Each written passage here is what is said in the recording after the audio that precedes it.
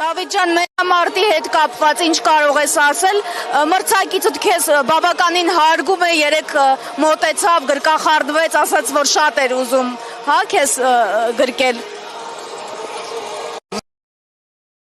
Կապված չգիտեմ, մենամարտը ցույց կտա, տրամադրված եմ կոնկրետ շատ ուժեղ, Աստծո կամքով պետք է կրենք։ Մրցակիցս ես էլ իրան հարգում եմ, ամենի մրցակիցին բոլորին հարգում եմ, սաղից ատնասից եմ լնեմ աղբերովսկի։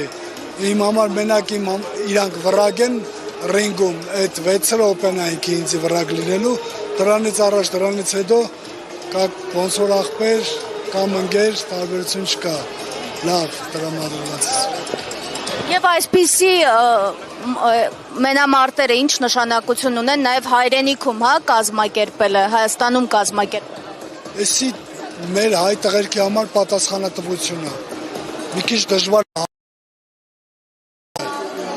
Դուրսը ավելի հեշտ է, այդքան պատասխանատվությունը մեծ է ամեն բոյի, բայց դուրսը մի քիչ հեշտ է տրամադրվում, բայց այստեղ շատ դժվար է ճիշտ ասած, եսի սախ։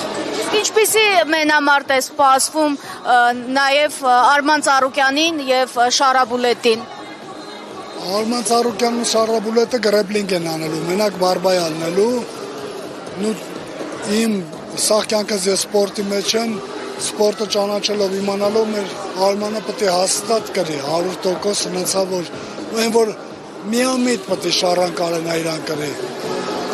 Շնորհակալ եմ, նաև շնորհակալություն մեր հայրենիքի պատիվը բարձր պահելու համար։ Մերսի շատ,